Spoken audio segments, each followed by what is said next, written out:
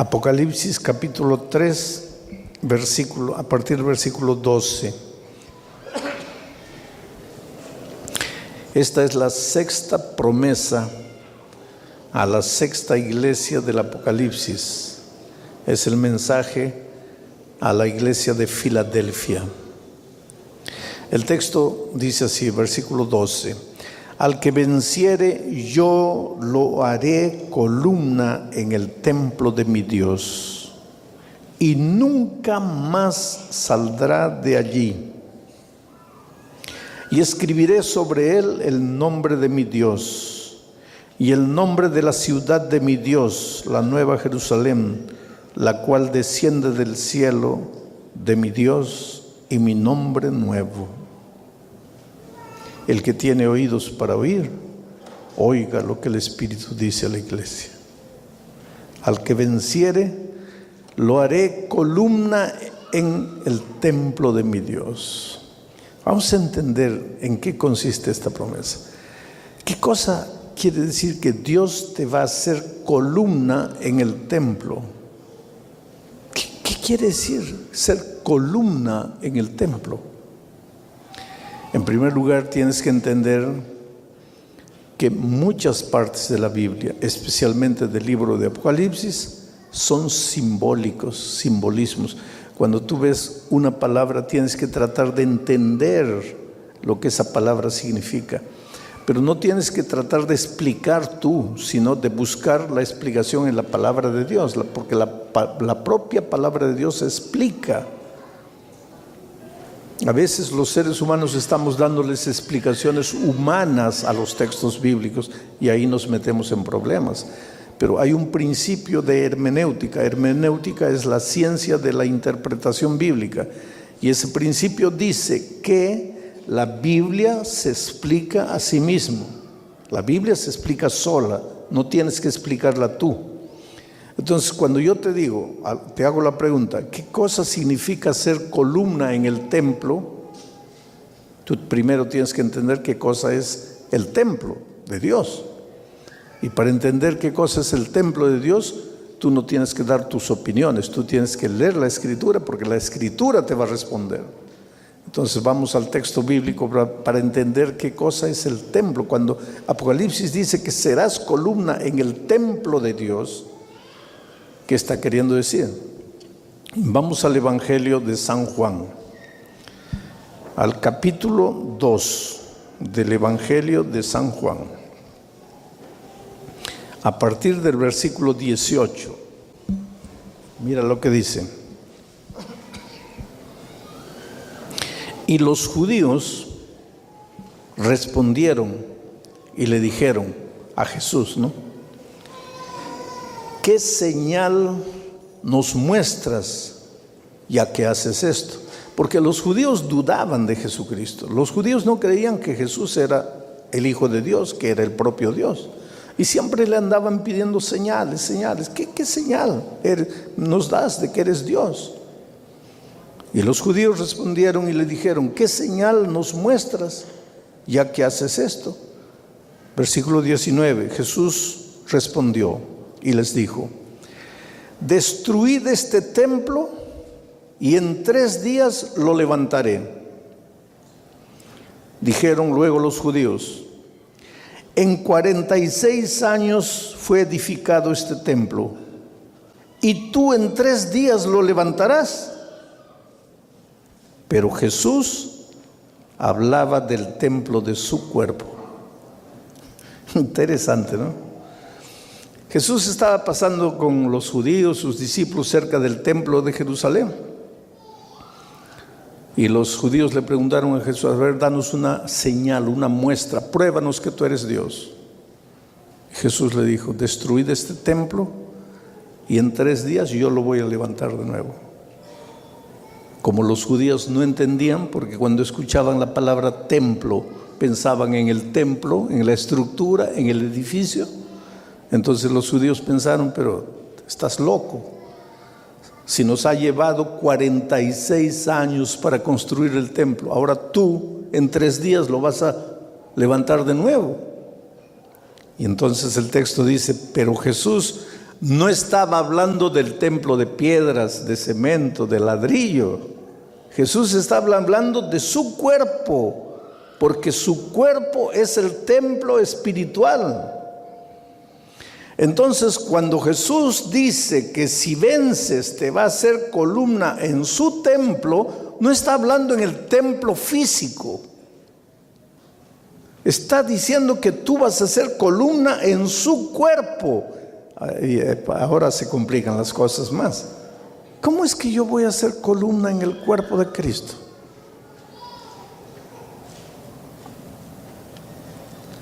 Vuelvo a repetir. Deja que la Biblia explique, porque la Biblia explica todo. No trates de tú dar tus ideas particulares, humanas. Deja que la Biblia explique. Y entonces ahora vamos al texto bíblico de Primera a los Corintios capítulo 12. Y vamos a leer a partir del versículo 12 y dice así: porque así como el cuerpo es uno y tiene muchos miembros, pero todos los miembros del cuerpo, siendo muchos, son un solo cuerpo, así también Cristo. Porque por un solo espíritu fuimos todos bautizados en un cuerpo, sean judíos o griegos, sean esclavos o libres, y yo diría sean guatemaltecos o hondureños o salvadoreños o mexicanos o cubanos o brasileños o alemanes o americanos. Trata de entender lo que Pablo está diciendo aquí. Pablo dice así: la iglesia es como un cuerpo. La iglesia es como el cuerpo espiritual de Cristo. Y así como un cuerpo tiene ojos, tiene oídos, tiene manos, tiene pies, tiene riñones, tiene hígado, el cuerpo tiene muchos miembros, pero todos los miembros son un solo cuerpo. Así también es con Cristo, con el cuerpo espiritual de Cristo, con su iglesia. Su iglesia es el cuerpo, el símbolo del cuerpo de Cristo. Y así como un cuerpo físico tiene muchos miembros, la iglesia espiritual también tiene muchos miembros. Ahí está un miembro, ahí está otro miembro, ahí está otro miembro, ahí está. Cada uno de nosotros somos un miembro del cuerpo de Cristo, del templo de Cristo. Y es interesante. ¿Qué miembro del cuerpo de Cristo eres tú? Riñón, corazón, pulmón, hígado. Es interesante esta figura, porque en el cuerpo de Cristo a veces los miembros que más aparecen son los que menos trabajan. Y los que más trabajan a veces nunca aparecen. Y eso es así en la vida también. ¿Alguna vez tú has visto una muchacha andando con la foto de su riñón? ¿Ah? Mira mi riñón, ¿no? Pero has visto a una muchacha andando con la foto de sus ojos. Mira mis ojos, azules, bonitos, verdes. Ahora yo te hago una pregunta. ¿Un cuerpo puede vivir sin ojos? ¿Puede vivir sin ojos? ¿Y sin riñón puede vivir? ¿Qué es más importante en el cuerpo, los ojos o el riñón? Pero nadie anda con la foto de su riñón. Todos andan con la foto de sus ojos. ¿Qué está queriendo decir esto? Que a veces en la iglesia los que más aparecen no son los más indispensables. Y a veces los más indispensables nunca aparecen. Cuando tú entras a la iglesia tienes que tener conciencia de eso. Por ejemplo, en esta campaña evangelística, ¿quiénes están trabajando? Mira, ¿quién levantó esos focos con las lámparas? ¿Quién está atrás de las cámaras? ¿Quién está en los computadores? ¿Quién controla el sonido? ¿Quién limpió la iglesia? ¿Quién colocó las flores? ¿Ah? ¿Quién visita a las personas en las casas para estudiar la Biblia con ustedes? No soy yo. Yo no hago nada de eso. Yo salgo del hotel, vengo aquí y estoy 1 hora aquí, todos ustedes mirándome. Y termina y me vuelvo al hotel. No trabajé nada. Y las cámaras me están agarrando, mi rostro está yendo para todo el mundo. Y el hermano que cargó la lámpara, el hermano que colocó la flor, el hermano que barrió el piso, ¿por qué no mandan el rostro de él para todo el mundo? Es que así es la vida. Así es la vida. Y en la iglesia de Dios también son las cosas a veces así. Nunca te sientas insignificante en la iglesia de Dios. Nunca te sientas, no, yo no soy nada, yo no soy nadie, a mí nadie me saluda, a mí nadie me da importancia. No, nunca.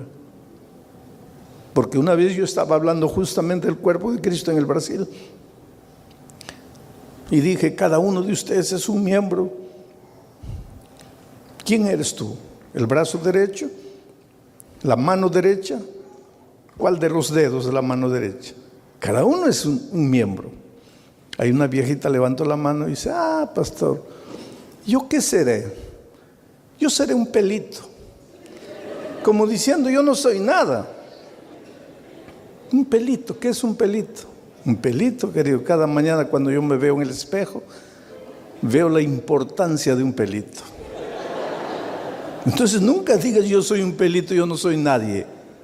Tú puedes ser un pelito, sí, pero eres importante. Cada uno tiene su lugar en la iglesia de Dios. Unos hablan, otros no hablan. Pero es que el que habla es boca. El que no habla es pie. ¿Cómo la boca vendría aquí a hablar si el pie no hubiera querido venir?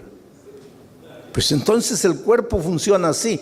Todos los miembros, cada uno desde su punto de vista, desde su esquina, trabaja, colabora y ahí el cuerpo funciona.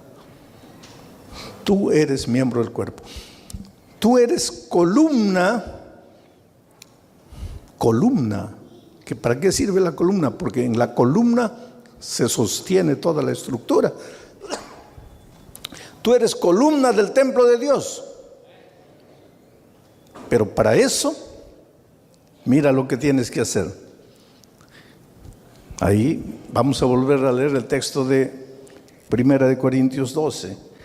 Porque así como el cuerpo es uno y tiene muchos miembros, pero todos los miembros del cuerpo, siendo muchos, son un solo cuerpo, así también es Cristo. Porque por un solo espíritu fuimos todos bautizados en el cuerpo de Cristo. La única puerta de entrada para ser columna en el templo de Dios es el bautismo. Esa es la puerta de entrada para que seas columna en el templo de Dios. ¿Y por qué la promesa a la iglesia de Filadelfia dice, al que venciere yo lo haré columna en mi templo? ¿Por qué? Porque tienes que vencer. ¿Vencer qué? Vencer el miedo, vencer el preconcepto, vencer las dudas, porque las grandes dificultades que tú tienes para bautizarte son las dudas. Porque muchos de ustedes ya están estudiando la Biblia, pero piensan así, ¿será que me bautizo? Y si me bautizo, ¿no estaré cometiendo un error? Después me voy a arrepentir de ese error. ¿Será que esta es la iglesia? Hay tantas iglesias en el mundo. ¿Será que estoy haciendo bien? ¿Será que no estoy haciendo bien? O entonces tú te preguntas así, pero yo ya fui bautizado por inmersión en otra iglesia y ahora ¿por qué me quieren bautizar de nuevo? O entonces otra interrogación que entra a tu mente y te dice así, Pero cuando yo era un bebito de 6 meses me bautizaron. Entonces yo ya estoy bautizado. ¿Por qué tengo que bautizarme de nuevo? Interesante que la Biblia responde a todas las preguntas. A todas las preguntas. Y la Biblia presenta las características de un bautismo auténtico, verdadero. Y te voy a mencionar algunas características. Mateo 28, cuando el Señor Jesús da la misión, mira lo que dice. Vamos a Mateo 28. Voy a gastar un poco de tiempo, pero tengan paciencia porque ustedes necesitan saber estas cosas. Mateo capítulo 28, versículo 18 en adelante dice: y Jesús se acercó y les habló diciendo: toda potestad me es dada en el cielo y en la tierra. Por tanto, id, haced discípulos a todas las naciones, bautizándolos en el nombre del Padre y del Hijo y del Espíritu Santo, enseñándoles que guarden todas las cosas que os he mandado, y he aquí yo estoy con vosotros hasta el fin del mundo. ¿Cuál es la primera condición para que una persona sea bautizada? La persona tiene que tener la capacidad de aprender, porque tiene que ser enseñada, porque tiene que ser hecha discípula. Si no tiene la capacidad de aprender, si todavía no puede ser enseñada, si no tiene capacidad mental, emocional de aprender, no puede ser bautizada. Porque uno de los requisitos para que la persona sea bautizada es que tenga la capacidad de aprender. Mi pregunta es la siguiente: ¿un bebito de 6 meses tiene capacidad de aprender, de ser enseñada en las verdades bíblicas? Todavía no, va a tener, pero todavía no la tiene. Y si no tiene capacidad de aprender, ¿cómo puede ser bautizada? Esa es una pregunta interesante. Otra característica del bautismo bíblico, auténtico, verdadero, está en el capítulo 2 del libro de Hechos de los Apóstoles. Hechos, capítulo 2. Mira lo que dice ahí. En el versículo 38, dice así: y Pedro les dijo: arrepentíos y bautícese cada uno de vosotros en el nombre de Jesucristo para perdón de los pecados, y recibiréis el poder del Espíritu Santo. Arrepentíos y bautícese cada uno. Segunda característica de un bautismo verdadero: tienes que arrepentirte de tus pecados antes de ser bautizado. Un bebito de 6 meses puede arrepentirse de sus pecados si el pobrecito no tiene conciencia. ¿De qué se va a arrepentir? ¿Cómo se va a arrepentir? Y si no se puede arrepentir, ¿cómo puede ser bautizado? Primera característica: tiene que ser enseñado. No puede ser enseñado, no puede ser bautizado. Segunda característica: tiene que arrepentirse. No puede arrepentirse, no puede ser bautizado. Tercera característica: Marcos 16:16 dice: el que creyere y fuere bautizado, este será salvo. Un bebito de 6 meses puede creer. ¿Cómo va a creer? No tiene condición mental de creer. ¿Y cómo puede ser bautizado? Quiere decir que si un bebito es bautizado sin haber sido enseñado, sin haberse arrepentido, sin haber creído, ese bebito fue bautizado en un bautismo que no tiene las características auténticas de un bautismo verdadero. Te voy a hacer una ilustración. Vamos a decir que yo tengo aquí un billete de $100. Vamos a decir, este es de 20. Está bien, 20. Aquí está, un billete de $20. ¿Vale alguna cosa esto? No. ¿Ah? ¿Qué puedo comprar con $20? ¿Vale alguna cosa? Vamos a decir que no tengo nada que comer, estoy muriendo de hambre, no tengo amigos, no conozco a nadie. ¿Me valdría $20 para alguna cosa? Sí, muy bien. Entonces tengo que guardarlo porque es precioso esto. Me va a salvar de muchas cosas. Lo guardo con mucho cariño aquí. No, mejor aquí, cerca del corazón, el lugar más precioso, ahí, guardadito. Ahí un día vengo a una reunión como esta y alguien dice, mire, les voy a dar las características de un billete verdadero, porque hay mucho billete falso. Les voy a dar las características de un billete verdadero. Primera característica: si pasas el dedo por el papel no es fino, el papel es medio asperito. Primera característica. Segunda característica: si tú estrujas el papel y lo sueltas, él inmediatamente se abre. Si no se abre, es falso. Si se abre, es verdadero. Tercera característica: agarras el billete y lo miras en la contraluz, vas a ver un sello de agua. Si tiene el sello, verdadero. Si no tiene, falso. Entonces tú estás hablando aquí y yo sentado ahí saco mi billete para ver si es verdadero o falso. Primera característica: el papel tiene que ser medio áspero. Y yo paso fino completamente y me comienzo a asustar. Ay, Dios mío. Segunda característica: si tú lo aprietas y lo sueltas, tiene que soltarse rápido y el billete no se suelta. Ay. Tercera característica: si lo miras atrás, luz, tiene que tener el sello. Y yo miro, no tiene el sello. ¿Cuánto vale mi billete? Entonces ahora tú me dices, pastor, yo me bauticé cuando tenía 6 meses. Muy bien. ¿Fuiste enseñado? No. ¿Te arrepentiste? No. ¿Creíste? No. Entonces, ¿cuánto vale tu bautismo? No estás bautizado. Entonces no digas, me voy a bautizar de nuevo. ¿Qué te vas a bautizar de nuevo si nunca te bautizaste? En las características del bautismo bíblico, no te bautizaste.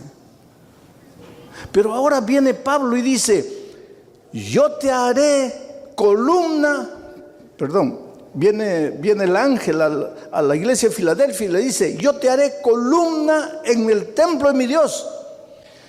Vas a ser un miembro del cuerpo de Cristo. Vas a formar parte del templo espiritual de Dios, pero para eso tienes que entrar al tanque del bautismo, porque es a través del bautismo que se entra al templo de Dios. Y para eso tienes que vencer. ¿Vencer qué? Tu preconcepto. Porque ahora comienza el miedo. Ay, pero si yo me bautizo, mi pobre mamá que ya murió, ¿cómo se va a sentir la pobrecita si ella me bautizó a los 6 meses?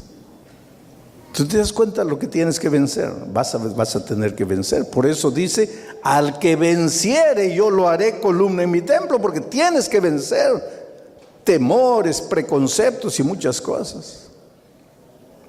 Ahora, hay personas que se han bautizado con un conocimiento parcial del Evangelio. Ya conocían la Biblia, ya conocían la gracia maravillosa de Cristo y se bautizaron por inmersión. Pero después descubrieron otras verdades de la Biblia. Otras verdades de la Biblia. Entonces yo te voy a leer aquí lo que dice. ¿Se me cayó? Bueno, gracias. Hechos capítulo 19. Pablo llegó a Efeso y encontró gente que ya se había bautizado. Ya había sido bautizada por inmersión en el agua, pero había sido bautizada con un conocimiento parcial del Evangelio. Mira, la historia dice así. Aconteció que entre tanto que Apolos estaba en Corinto, Pablo, después de recorrer las regiones superiores, vino a Efeso Y hallando a ciertos discípulos les dijo: ¿recibisteis el Espíritu Santo cuando creísteis? ¿Oísteis hablar del Espíritu Santo? ¿Sabéis lo que es el Espíritu Santo? Y ellos le dijeron: ni siquiera hemos oído si hay Espíritu Santo. O sea, ellos habían sido bautizados por inmersión, pero nunca habían escuchado el tema del Espíritu Santo. No sabían nada, no habían oído nada. Versículo 3. Entonces Pablo les dijo: ¿en qué pues fuisteis bautizados? Ellos dijeron: en el bautismo de Juan.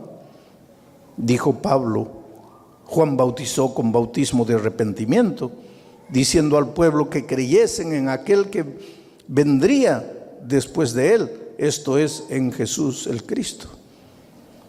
Cuando oyeron esto, ellos fueron bautizados de nuevo en el nombre del Señor Jesucristo. Aquí está una cosa interesante. Creyentes que ya se habían bautizado por inmersión, pero no habían conocido todas las verdades bíblicas. Y cuando Pablo llega y les dice: pero ustedes ya conocen el tema del Espíritu Santo, ellos dicen: ni siquiera hemos oído hablar de este tema, pero aquí está, mira, aquí está. Entonces, ¿cómo se bautizaron ustedes?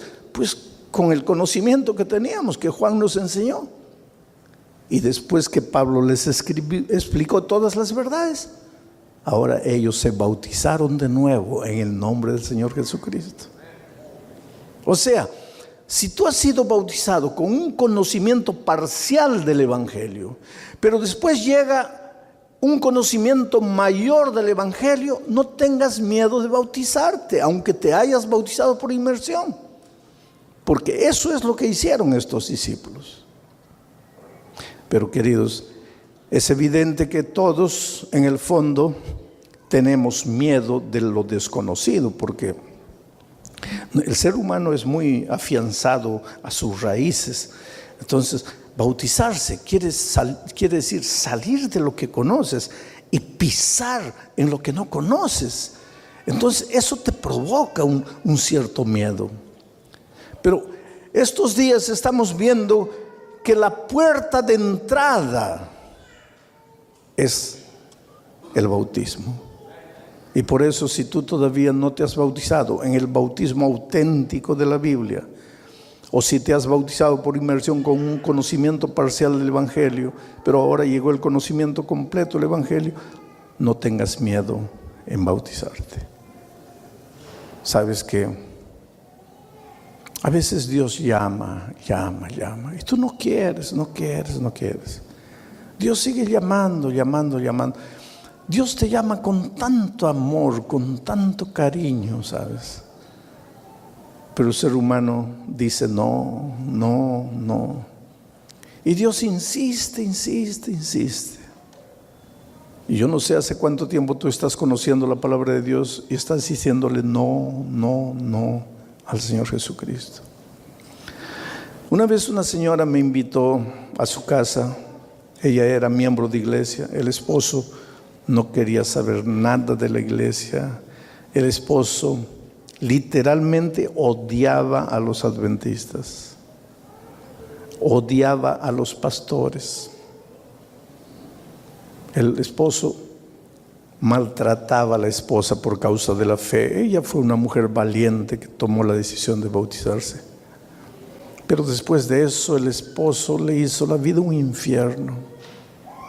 Y cuando yo llegué a aquella ciudad hace muchos años, ella inocentemente pues pensó: si el pastor Bullón viene a comer a mi casa y habla con mi esposo, yo sé que Dios va a usar al pastor para tocar el corazón de mi esposo. Pobrecita, ella desde su punto de vista humano pensó: esa es la salida. Pero decía: ¿cómo lo traigo al pastor Bullón? ¿Cómo lo traigo a mi casa al pastor Bullón? Entonces usó un argumento que yo no pude rechazar, porque me dijo así: mire, mi esposo, todos los pastores lo conocen, él no quiere saber nada de la iglesia adventista, él odia a los pastores, odia a la iglesia, pero a usted, él lo quiere. Y si usted viene a la casa, porque él lo está invitando para almorzar, venga. Y pues yo dije, pues, si yo no voy, puede ser que ese hombre se pierda solo porque no fui. Pues voy. Y cuando llego a la casa me doy cuenta que el esposo no me invitó para nada. Que el esposo no quería saber y me odiaba tanto cuanto a los otros pastores. Pero ya estaba metido en la boca del lobo, ya no podía salir. El hombre me miraba. No, era un ambiente horrible, horrible, porque él no me quería, él no decía bienvenido, yo estaba contra la voluntad de él, pero ella, pobrecita, me llevó engañándome para ver si tocaba el corazón del esposo. Entonces llegó la hora del almuerzo, se sirvió, yo me senté ahí, pero una situación incómoda, completamente incómoda. ¿Cómo tú te sentarías a la mesa de un hombre que no te quiere ahí? Y esa era mi situación, completamente incómoda. Y para remate, en medio del almuerzo, la esposa me pisca el ojo, como diciendo, pastor, ya empiece a hablarle.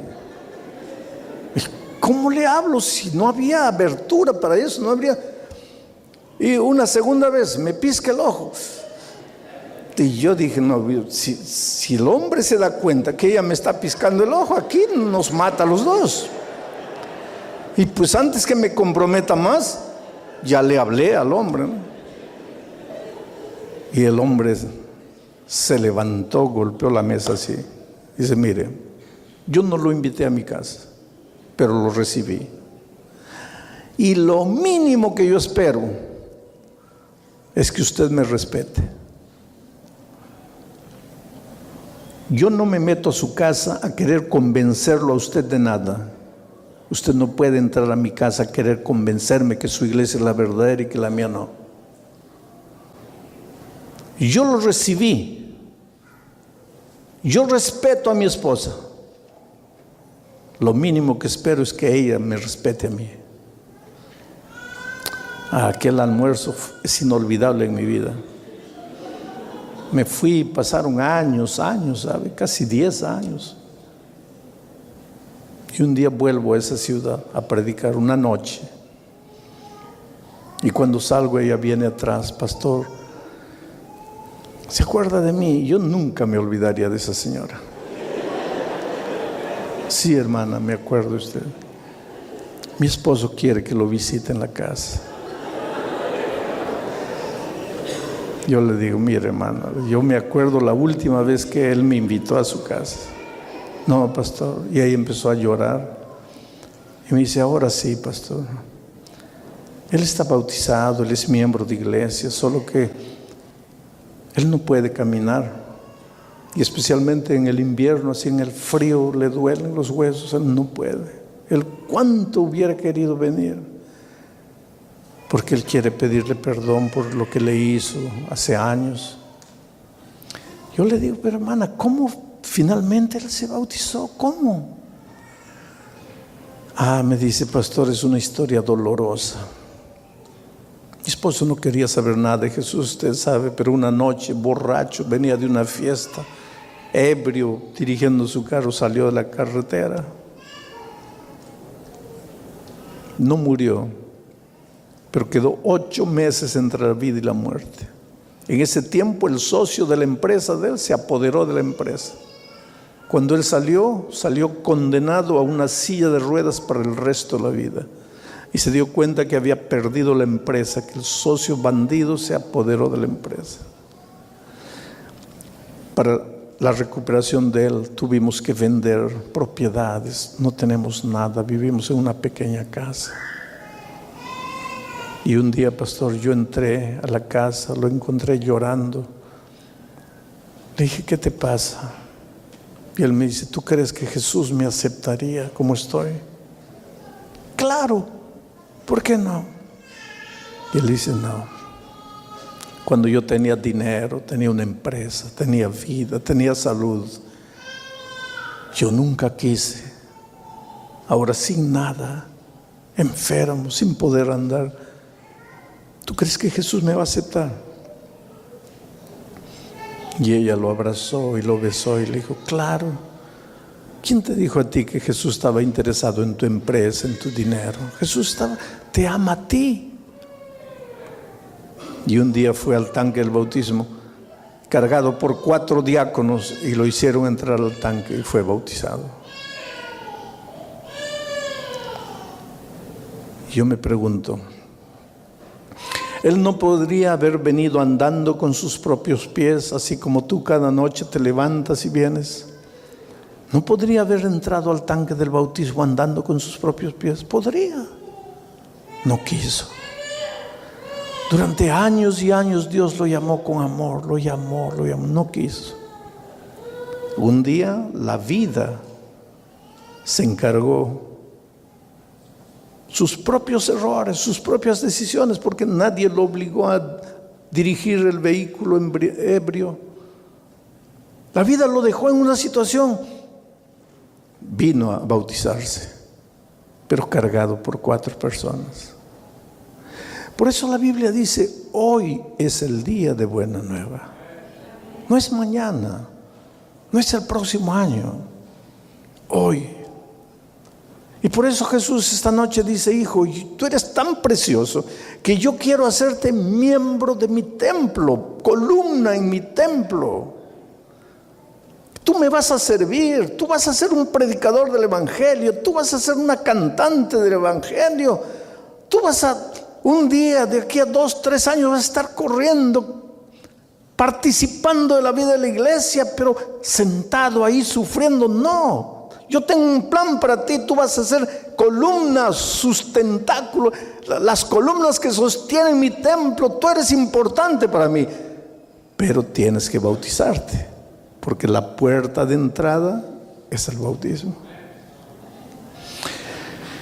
Y sabes que Benjamín, Gloria y Alan entendieron eso. ¿Y por qué los menciono?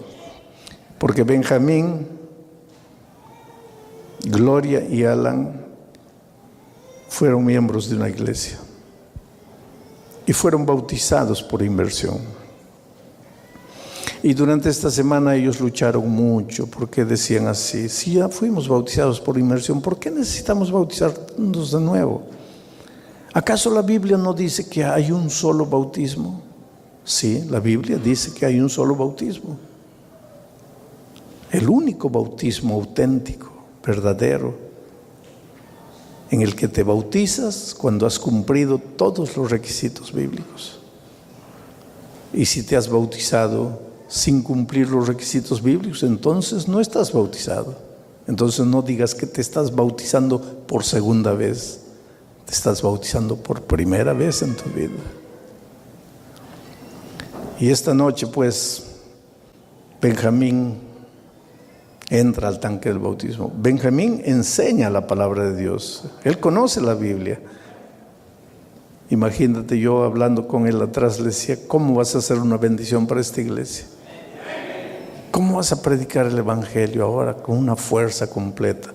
Su esposa estaba animadísima, feliz de la vida. Y Alan, que ama mucho a sus padres, en la flor de la vida, en la juventud, también decidió unirse a sus padres en la ceremonia bautismal de esta noche. En este momento ellos están entrando. Benjamín, Gloria y Alan. Y si tú estás sufriendo en tu corazón, luchando para vencer el miedo, el preconcepto, el temor, la duda, yo estoy orando en tu corazón para que Dios haga maravillas en tu vida y tú formes parte de las columnas del templo y tú seas un miembro activo de iglesia y Dios haga maravillas a través de tu vida. Miren qué linda familia, ¿no? Qué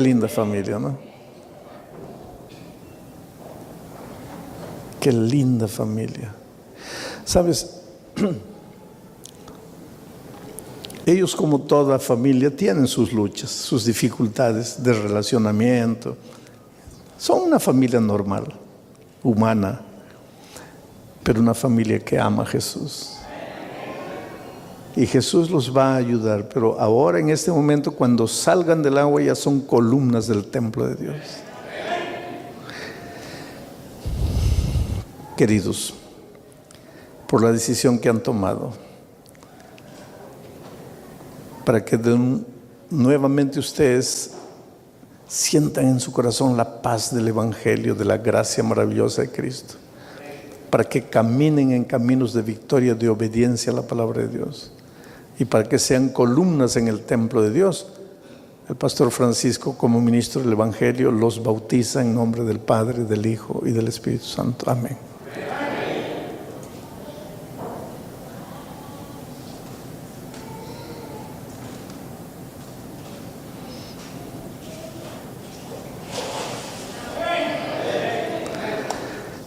Qué bonito, ¿no?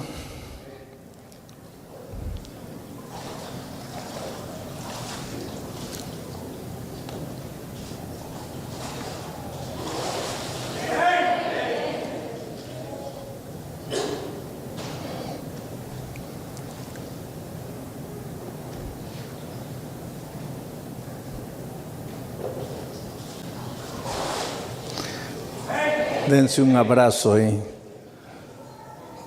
Quiero que se den un abrazo así, muy bien, qué bonito, ¿no?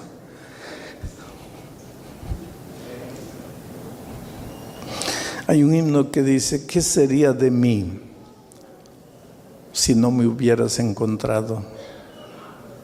¿Dónde estaría yo si no me hubieras buscado? Sería como un pájaro herido, vagaría sin rumbo, sin dirección. Dios te encuentra en la vida como una piedra bruta, pero ve dentro de ti el diamante que existe. Y si tú le entregas la vida, Él te va lapidando, te va lapidando, te va lapidando, y saca de ti el brillante, el diamante que nadie conoce. Entrégate a Jesús, ríndete a Jesús. El llamado de esta noche no es para todos. Los miembros de iglesia bautizados ya un día tomaron su decisión. Las personas que se levantaron anoche ya no necesitan levantarse esta noche, porque anoche ya tomaron su decisión del bautismo. El llamado de esta noche es para los que quieren bautizarse, quieren prepararse para el bautismo, pero que no se han levantado anoche, porque no estuvieron o porque no pudieron, pero que esta noche sienten que quieren ser columnas en el templo de Dios. Voy a estar orando en mi corazón para que el Espíritu de Dios te traiga.